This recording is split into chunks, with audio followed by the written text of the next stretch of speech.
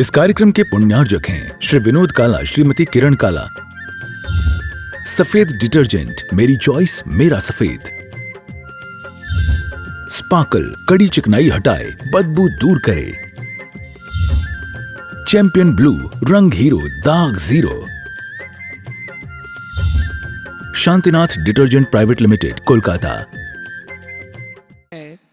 गुरुवर, आपने ये हुनर कहां से सीखा है?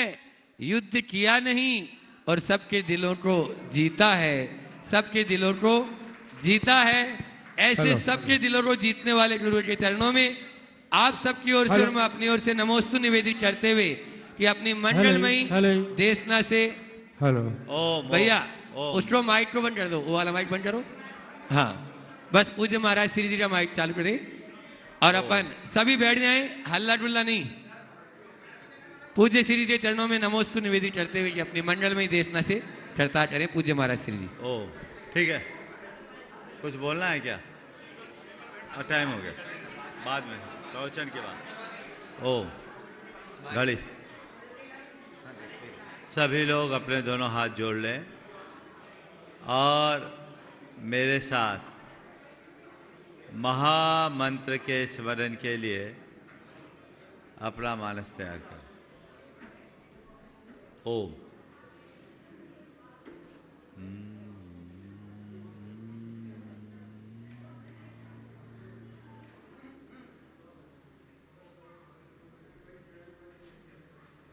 नमो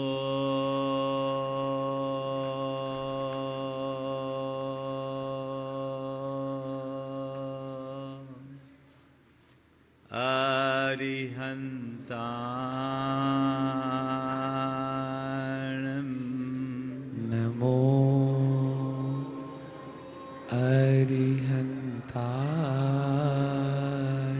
नमो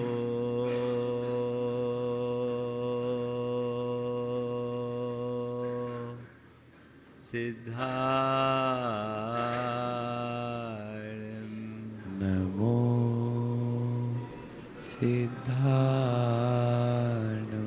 नमो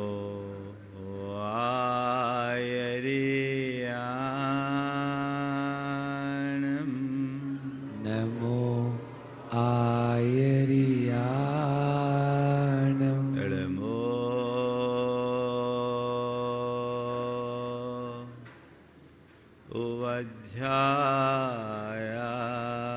उवज्झायाणं नमो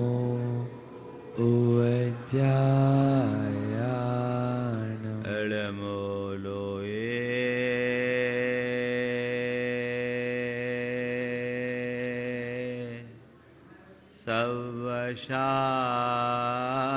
सवशाहुनं नमो लोये सवसाहुनं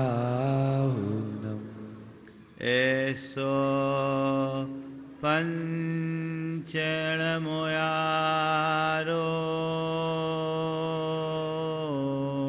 ऐसो पंच नमो यारो सर्वपावपनाशिनो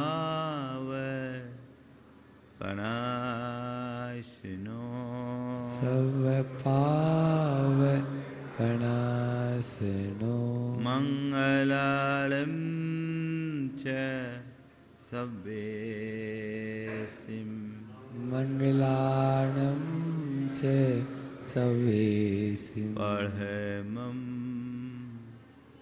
हो मङ्गलम् परमं होय मंगलम्। जय बोलो देवादिदेव 1008 श्री भगवान महावीर स्वामी की जय अहिंसा परमो धर्म की जय परम पूज्य आचार्य गुरुवर श्री विद्यासागर जी महाराज की जय। परम उपकारी परम पूज्य मुनि श्री 108 प्रमाण सागर जी महाराज की, पूज्य मुनि श्री 108 निर्वेद सागर जी महाराज की।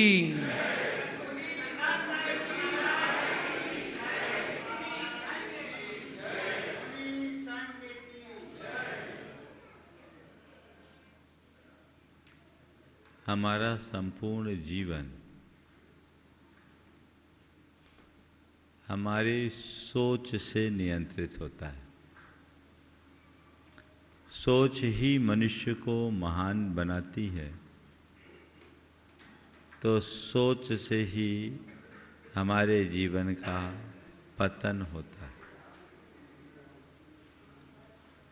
जैसे हमारे शरीर की संपुष्टि का आधार हमारा भोजन है, वैसे ही हमारे जीवन की संपुष्टि का आधार हमारी सोच है। अच्छे भोजन से शरीर पुष्ट होता है, तो अच्छे सोच से जीवन पुष्ट होता है। इसके उलट यदि हम दूषित भोजन करते हैं तो वो हमारे शरीर के लिए कष्ट देता है। ऐसे ही दूषित सोच जीवन को भ्रष्ट बनाती है। हमें अपनी सोच के ऊपर ध्यान देने की जरूरत है। जब कभी भी हम धर्म की बात करते हैं तो धर्म क्षेत्र में हमारा ध्यान प्रायः धार्मिक क्रियाओं पर केंद्रित हो जाता है। हम जब कभी भी धर्म की शुरुआत करने की बात सोचते हैं, हमारे विचारों में आता है और हम कुछ धार्मिक क्रियाएं करने लगते हैं। धार्मिक क्रियाओं से धर्म की शुरुआत तो होती है, सच है, लेकिन हमें ये भी समझना चाहिए कि हमारी क्रियाएं मात्र धर्म नहीं है। धर्म की वास्तविक शुरुआत हमारे विचारों के परिवर्तन से होती है। जैन शास्त्रों के हिसाब से यदि हम विचार करें तो कहा जाता है धर्म की शुरुआत सम्यक दर्शन से होती है। किससे होती? सम्यक। और सम्यक दर्शन है क्या? सम्यक दर्शन है क्या? सही दृष्टि का नाम सम्यक दर्शन है। और दृष्टि क्या? जो आंखें दिखाए? ये नहीं, ये तो ऊपर की दृष्टि। दृष्टि यानी हमारी सोच, हमारी विचारधारा। हम कैसी सोच के साथ जीते हैं, कैसी विचारधारा के साथ जीते हैं, कैसी मान्यता के साथ जीते हैं, सब कुछ उसके ऊपर अवलंबित होता है। यदि हमारी सोच, हमारी विचारधारा या हमारी मान्यताएं सही है तो तय मान करके चलना, हमारे जीवन की दिशा भी सही है। और दिशा सही है तभी दशा भी सही होगी। और यदि वो गलत है तो सब कुछ गलत है। तो हमें ऐसा कहा जाता है कि जब तक हम अपनी सोच को पूरी तरह और जब तक हम अपनी सोच को सही नहीं बनाते तब तक कल्याण नहीं होता। ऐसे कहते हैं कि सम्यक दर्शन के अभाव में हमारे द्वारा किया गया धर्माचरण अर्थहीन होता है। तो इसका मतलब क्या है? इसका मतलब रटी रटाई परिभाषाओं में उलझना नहीं। इसका मतलब है अपनी दृष्टि को आध्यात्मिकता से जोड़ना। आत्मपरक दृष्टि हो, आत्मा को केंद्र बना करके जब हम चलते हैं, आध्यात्मिक सोच से संपन्न होते हैं, तब कहीं जाकर हमारे कल्याण का पथ प्रशस्त होता है। और उससे वंचित रहने पर हम चाहे कुछ भी क्यों न कर लें, हम संसार में ही अटके रहेंगे। अब तक की सच्चाई यही है। हम इस अनादि संसार में अनंत काल से भ्रमण करते आए। अनंत बार जन्म और मरण को हमने धारण किया है। ये जन्म मरण का चक्र अनादि से चलता आया और 4 गति और 84 लाख योनियों में भटकते हुए हमने भव में दुखों का त्रास भोगा है, दुख के पात्र बने हैं। कभी हमने विचार किया कि इस भव दुख का कारण क्या है? कभी सोचा? शायद नहीं सोचा। बहुत कम लोग हैं जिनको ऐसा लगता है कि हम किसी संसार में भटक रहे हैं। बहुत थोड़े से लोग हैं जिन्हें ऐसा आभास होता है कि मेरा संसार अंतहीन है, मैं अनादि से भटक रहा हूँ। कभी लगता है क्या? बोलो। हाँ, अभी अतीत के अनंत जन्मों की बात तो बहुत दूर की है। इस जीवन में मैंने अब तक जो भोगा है, कभी उसका स्मरण आता है? बोलो। स्मरण तो दूर की बात है, कभी विचार भी आता है? बोलो।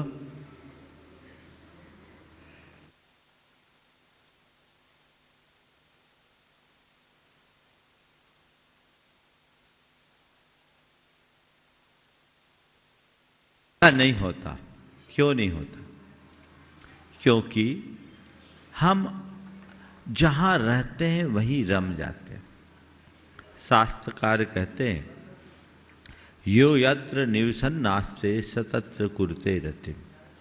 जो जहां रहता है वो वहीं रम जाता है। कई बार ऐसा होता है कि हम अपनी असली स्थिति की तरफ दृष्टिपात ही नहीं करते। हमें चाहिए कि हम उस तरफ अपनी दृष्टि को दौड़ाएं, जिसे देखकर हम इस भाव भ्रमण से मुक्त हो सके। धर्म को जब धारण करने की बात आती है, आप लोग धर्म धारे हो, सब धर्मात्मा हो, कभी आपने विचार किया कि मैं ये धर्म क्यों कर रहा हूं? कभी सोचा?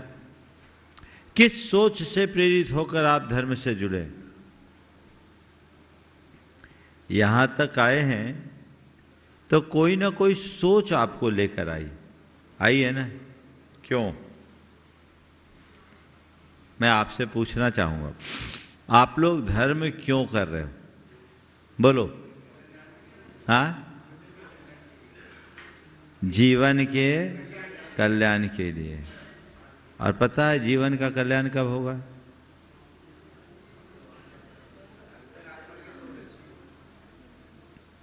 बहुत विद्वत्तापूर्ण उत्तर दे रहे हैं, लेकिन मुझे पता है कहा भले जा रहा है कि हम जीवन के कल्याण के लिए धर्म कर रहे हैं, पर सच्चे अर्थों में अभी कल्याण की कोई तैयारी नहीं है ना? कल्याण की तैयारी है क्या? नहीं है, कोई तैयार नहीं है।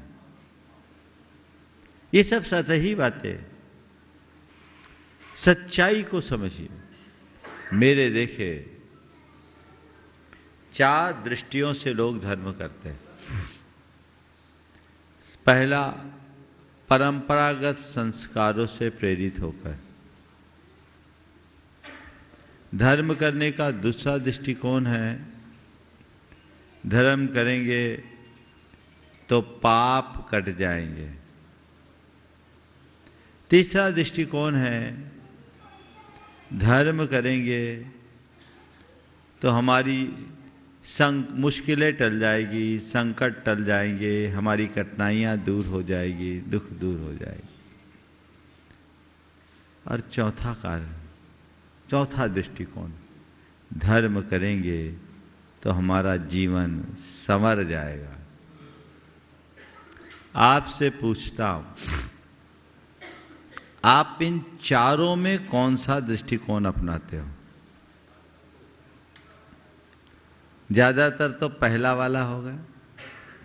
माँ बाप ने बचपन से हमें संस्कार दिया, धर्म अच्छी चीज है, हमें धर्म करना चाहिए, भगवान का नाम लेना चाहिए, पूजा पाठ करना चाहिए, अच्छे काम करना चाहिए, है ना?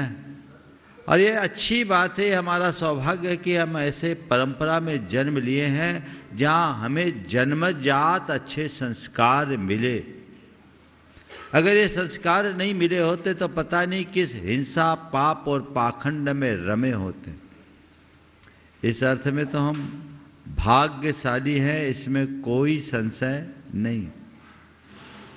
लेकिन इतना मात्र धर्म का उद्देश्य नहीं है। परंपरागत संस्कार से धर्म कर रहे हैं, लेकिन क्यों?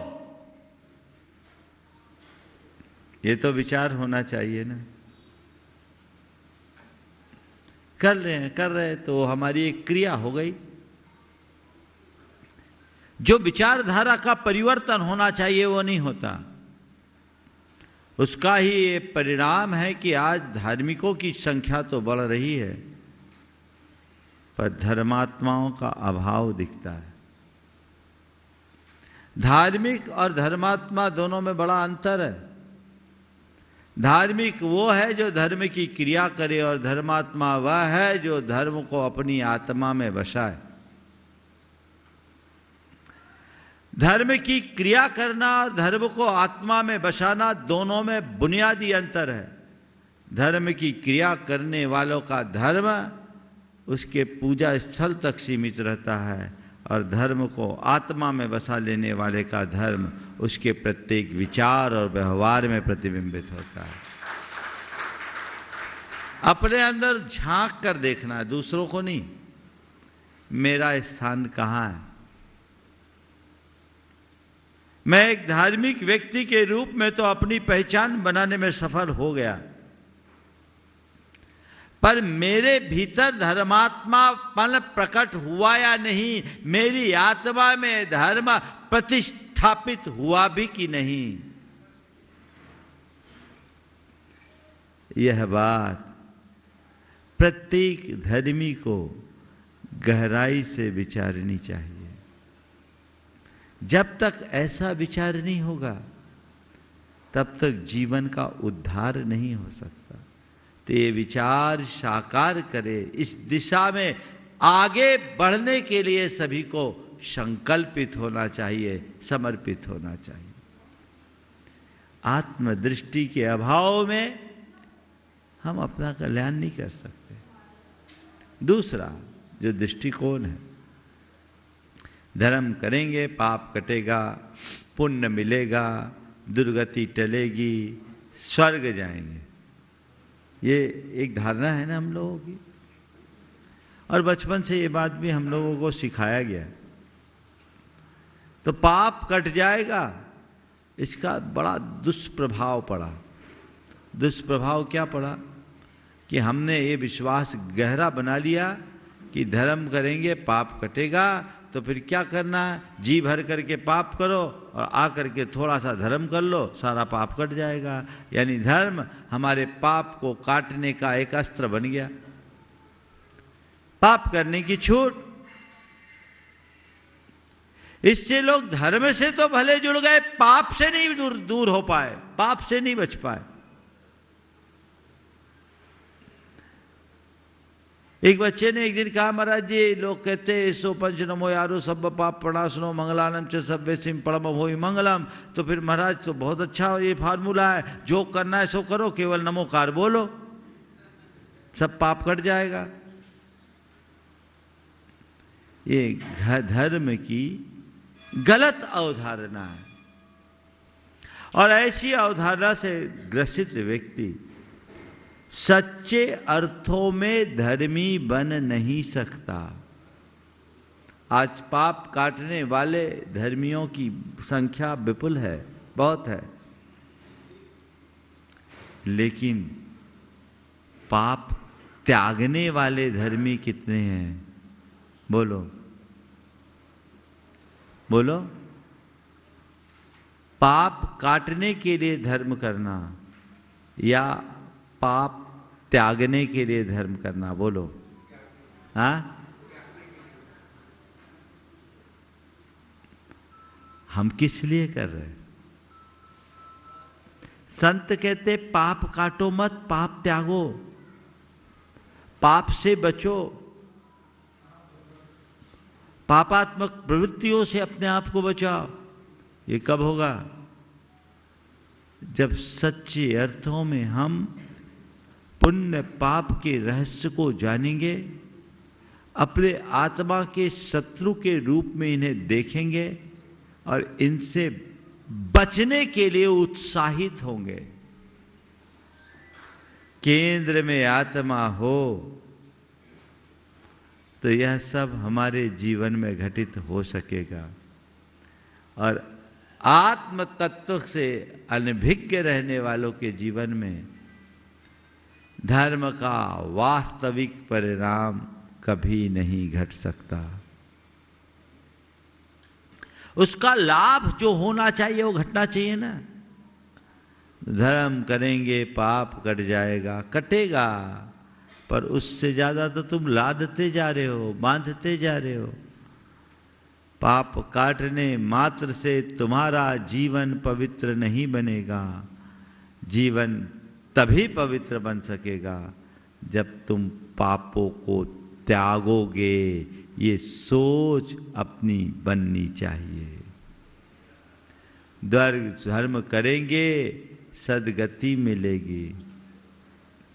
सदगति तो मिलती है, धर्म करने से मिलती है, लेकिन कब मिलेगी? जब आप अधर्म से बचोगे। जिन्हें सदगति प्राप्त है वे भी अधर्म से दुर्गति के पात्र बन जाते हैं। देवता भी कुत्ता बन जाता है और कुत्ता भी देवता बन जाता है, बनता है ना? हाँ, है ना? थोड़ा अंग्रेजी में कुत्ते को क्या बोलते हैं? हाँ, स्पेलिंग क्या है? डीओजी। और देवता को क्या बोलते हैं? समझ में आ रही बात? ये डीओजी अगर जीओडी गॉड बनते हैं तो जीओडी गॉड को डीओजी डॉग बनने में कितनी देर है? बोलिए। हाँ, डीओजी डॉग यदि धर्म करेगा तो जीओडी गॉड बनेगा, और जीओडी गॉड यदि अधर्म करेगा तो डीओजी डॉग बनेगा। ये बात समझ में आती है? तो धर्म इसलिए करना कि इससे पुण्य मिलेगा, धर्म इसलिए करना कि इससे पाप कटेगा। धर्म का अधूरा दृष्टिकोण है। धर्म इसलिए करो कि इससे पाप छूटेगा, धर्म इसलिए करो कि जीवन पुण्य बनेगा। पाप काटने के लिए धर्म मत करो, पाप से बचने के लिए धर्म करो, पुण्य कमाने के लिए धर्म मत करो, जीवन को पुण्य बनाने के लिए धर्म करो। जीवन को पुण्य बनाने का मतलब क्या है? जीवन को पवित्र बनाना, है ना? तो ये दूसरा दृष्टिकोण भी सही दृष्टिकोण नहीं है, सम्यक दृष्टि, इसलिए भी धर्म नहीं करता। ओम।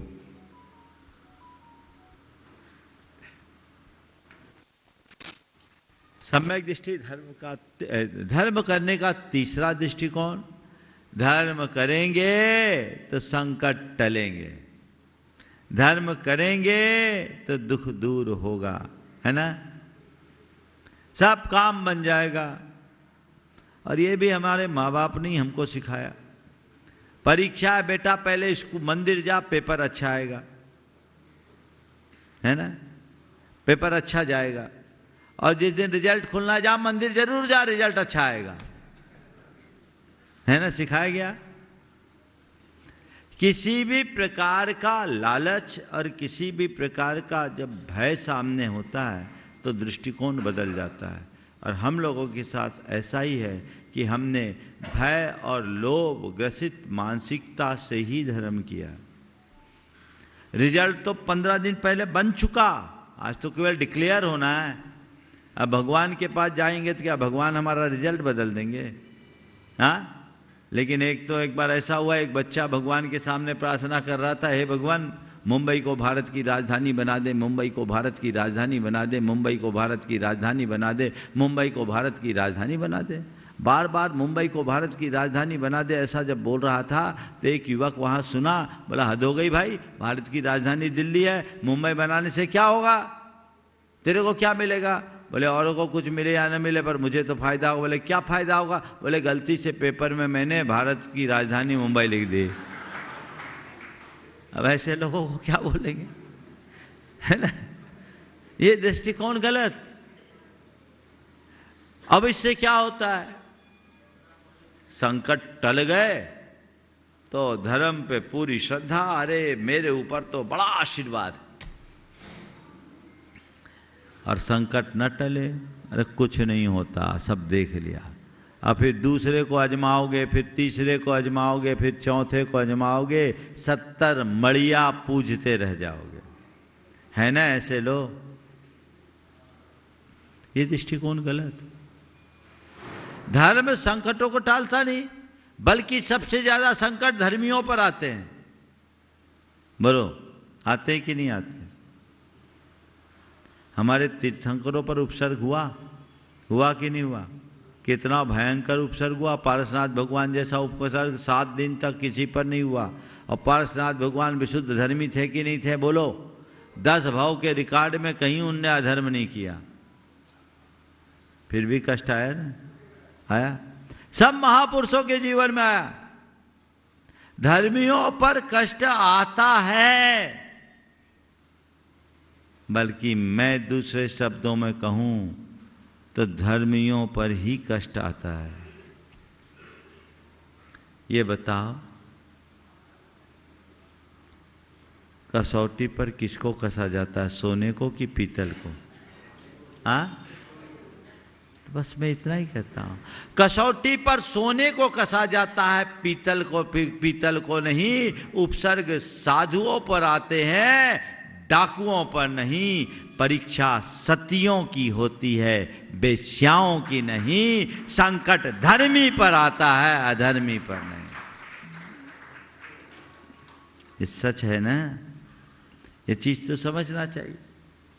एक स्थान पर मैं था, एक व्यक्ति असमय में चला गया। बड़ा धार्मिक व्यक्ति था, 37-38 वर्ष की उम्र में चला गया। उसका 12 साल का बेटा था। धर्मपत्नी बड़ी धर्मात्मा थी, वो जो व्यक्ति मरा वो भी धर्मात्मा था। पति के इस वियोग को उसने बहुत सहजता से झेल लिया। बड़ा कारोबारी सब कुछ, 12 साल के बच्चे को छोड़ा। एक दिन उसने आकर मुझसे कहा, महाराज जी, पति के वियोग को तो मैंने झेल लिया, लेकिन मुझे एक बात का बड़ा विकल्प है, और ये कि इस घटना के बाद मेरा बेटा धर्म विमुख हो गया। उसने सारी धार्मिक क्रियाएं करना बंद कर दिया। अब उसके मन में धर्म के नाम पर चिढ़ जैसी हो गई। बस मुझे यही दुख होता है कि किसी भी तरीके से वो धर्म से जुड़ जाए। बच्चा बचपन से मुझसे जुड़ा हुआ था। मैंने उसके दोस्तों के माध्यम से उसे बुलाया, वो मेरे पास आया। आते ही जब बातचीत शुरू हुई, बोला, महाराज, धर्म ने हमें क्या दिया? मेरे पापा इतना धर्म करते थे, मम्मी इतना धर्म करती है, फिर मेरे साथ ऐसा क्या हुआ? धर्म ने हमको क्या दिया? मैंने कहा, बेटा तुम ठीक कहते हो। अगर इस दृष्टि से देखोगे तो धर्म ने तुम्हें कुछ नहीं दिया, लेकिन मैं तुमसे ये कहना चाहता हूँ, धर्म ने तुम्हें कुछ नहीं दिया ये बात दूर की है, ये सब तुम्हें धर्म दे भी नहीं सकता। ये तुम्हें धर्म दे भी नहीं सकता। फिर महाराज धर्म क्यों करे? हमने कहा, जीवन मरण संयोग वियोग हानि लाभ धर्म के हाथ में नहीं है, वो सबके अपने अपने कर्म के हाथ में, अपने अपने भाग्य के हाथ। तो ये सब कुछ दे नहीं सकता तो धर्म क्यों करे? हमने कहा, ये सवाल तेरा सही है, धर्म क्यों करे ये जानो। हम लोगों को गलत बताया गया कि धर्म करेंगे तो हमारे सारे संकट टलेंगे, हमारा दुख दूर होगा। ये बातें हमें गलत बताई गई। हम धर्म करें, क्यों करें? धर्म इसलिए करें कि जीवन मरण संयोग वियोग हानि लाभ ये सब हमारे हाथ में नहीं है। इन सब में स्थिरता रखना ही हमारा धर्म है, और इन सब में अपनी स्थिरता बनाए रखने के लिए धर्म करो। धर्म के असली स्वरूप को समझो, और धर्म के असली स्वरूप को समझकर धर्म करो तो जीवन का रस होगा, जीवन में आनंद आएगा। मैंने उसे समझाया और मैंने कहा, देख, तू कहता तो है कि हमारे लिए धर्म ने क्या किया, और ये बात सही भी है कि तेरे पापा का असमय में अंत हो गया, ये अच्छी बात नहीं। लेकिन मैं तेरे से एक सवाल करता हूँ, उस शहर में उसके पिता की मृत्यु के कोई 6-8 महीने पहले एक महिला ने आत्महत्या कर ली थी। हमने कहा, तुम अमुक अंकल को जानते? बोले जानते हैं। बोले क्या हालत है अभी उसकी? बोले वो डिप्रेशन में। क्या हालत है? बोले अभी वो डिप्रेशन में। बोले क्या हुआ था? बोले आंटी छत से कूदकर सुसाइड कर ली थी। बोले कितनी एज होगी? बोले 62 के करीब। अंकल की कितनी एज? बोले 65। अंकल की हालत क्या है? बोले डिप्रेशन में। बोले तेरे पापा की एज कितनी थी? बोले 38 साल की। एक्सपायर हुए कितने दिन हुए? कि 2 महीना। तेरी मम्मी की स्थिति क्या है? बोले नॉर्मल। मम्मी की स्थिति क्या है? बोले नॉर्मल। मैंने कहा तेरे वो अंकल डिप्रेशन में और तेरी मम्मी नॉर्मल क्यों? बोले मम्मी ने धर्म से अपने आप को ठीक कर लिया। बच्चे ने बोला मम्मी ने धर्म से अपने आप को ठीक कर लिया। तो मैंने कहा बेटा बस यही तेरे सवाल का उत्तर है। जैसे तेरी मम्मी ने धर्म से अपने आप को ठीक कर लिया, वैसे ही हर प्राणी धर्म से अपने आप को ठीक कर सकता है। कॉन्सेप्ट बदलो। जीवन मरण संयोग वियोग सुख दुख हानि लाभ, ये संसार में चलते रहते, उतार चढ़ाव आते रहते हैं। इस उतार चढ़ाव में ठहराव बनाए रखना ही धर्म है। इस धर्म को समझो, इस धर्म को पहचानो, उससे अपने आप को ठीक करे, जिससे जीवन का पथ प्रशस्त हो सके और जीवन को आगे बढ़ाया जा सके। तो धर्म से ठीक करो। धर्म संकटों को टालता नहीं, संकटों में संभालता है। अगर धर्म के वास्तविक स्वरूप को जानकर धर्म करेंगे तो ये सब चीजें कभी विचलित नहीं करेगी, कभी विचलित नहीं करेगी। आपकी सोच विशुद्ध से आध्यात्मिक होगी और जीवन की दिशा बदल जाएगी। और अगर ये नहीं सोचोगे तो और उल्टे चले जाओ, उल्टे चले जाओ। कष्ट आएंगे, परीक्षाएं होगी, घबराना नहीं है, उसमें स्थिरता रखना है, उनका सामना करना है, तब सच्चे अर्थों में जीवन का कल्याण हो सकता है। तो संकटों को टालने के लिए धर्म मत करो, संकटों में अपने आप को संभालने के लिए धर्म करो। भगवान से जाकर ये प्रार्थना मत करो कि भगवान मेरे कंधों का बोझ उतार दो। भगवान के समक्ष ये प्रार्थना करो कि भगवान मेरे कंधों को इतना सबल बना दो कि मैं बड़ा से बड़ा बोझ उठा सकूं। भगवान से ये प्रार्थना मत करो कि भगवान मेरे जीवन में स्थिरता ला दो। भगवान से ये प्रार्थना करो कि भगवान तमाम उतार चढ़ाव में भी मेरे मन में स्थिरता ला दो, मन में स्थिरता ला दो। केवल इन 2 लाइनों को आत्मसात कर लीजिए, जीवन की दिशा बदल जाएगी।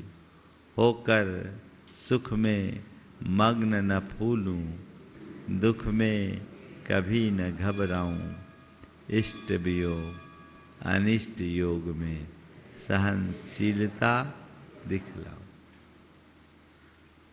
यही तो धर्म है ना। तो जो व्यक्ति धर्म के आध्यात्मिक स्वरूप को आत्मसात करके चलता है, वो पूरे जीवन मुस्कुराता हुआ जीता है, वो आनंद में जीता है, वो कष्टों से घबराता नहीं, परेशानियों से घबराता नहीं। उसके मन में दृढ़ धारणा रहती है कि ये कष्ट, ये परेशानी, ये मुश्किल, ये कठिनाई ऊपरी है, भीतर तो कुछ होना ही नहीं है, वह तो शाश्वत है। आत्मा की शाश्वत स्थिति को पहचानो, उसे पहचान कर आध्यात्मिकता के साथ जुड़ करके धर्म करे, जो हमारे जीवन को सुधार सके, संवार सके। यही धर्म का मूलभूत उद्देश्य और ध्येय होना चाहिए कि धर्म करने से जीवन संवरता है। क्या होता है? जीवन संवरता है। जीवन संवरता है इसका मतलब क्या?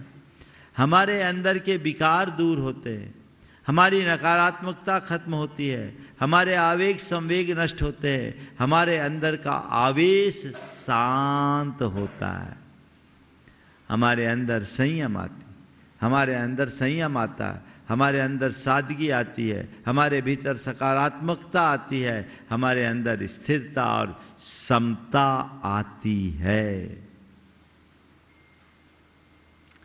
और ये सब शब्दों में नहीं, ये अनुभव की चीजें हैं।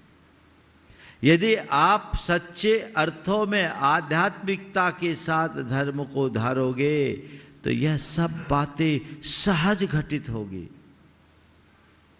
उसमें किसी भी प्रकार की कठिनाई नहीं होगी, किसी भी प्रकार की परेशानी नहीं आएगी। आत्मदृष्टि से संपन्न हो, आध्यात्मिकता से भरे, भेद विज्ञान को धारण करे, आत्मा के कल्याण को अपने जीवन का मूलभूत ध्येय बनाए, हमेशा ये सोचे कि मैं शुद्ध आत्मा हूं, ये बाकी चीजें ऊपर के चोले हैं, एक संयोग है, संयोग बनते और बदलते हैं, मेरी आत्मा शाश्वत है। एगो हम सास सदो आदा नान दंसन लखनो शेषा में बाहिरा भावा सब्वे संजोग लखना। इस तत्व को पकड़ करके चलो तो जीवन की दिशा ही बदल जाएगी, धर्म करने का रुख बदल जाएगा और धर्म का मजा भी आएगा।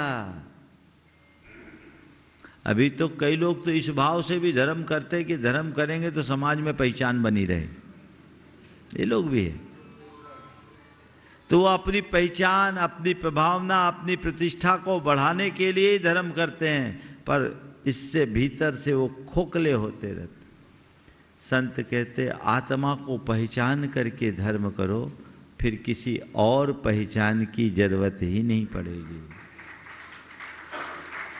जब तक आत्मज्ञान नहीं तब तक जीवन का कल्याण नहीं, ये बात गांठ में बांध लीजिए।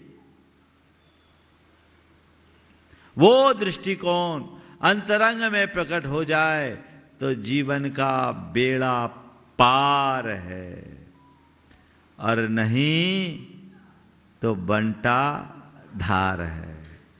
क्या करना है? बेड़ा पार कि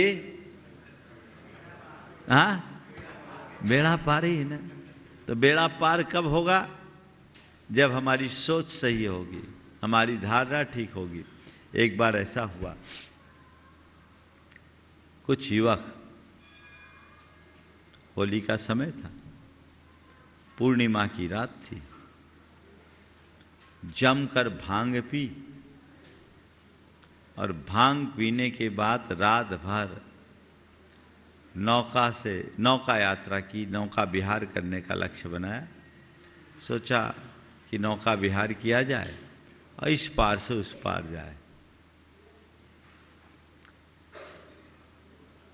रात भर वो नौका चलाते रहे, नशा भी उन पर पूरा चढ़ा हुआ था। एक तो भांग का नशा, दूसरा जवानी का नशा, तीसरा मौसम का भी नशा उन पर चढ़ा हुआ। रात भर नाव चलाए, पौ फटी, थोड़ा थोड़ा उजाला हुआ, लगा कि नाव तो किनारे पे आ गई।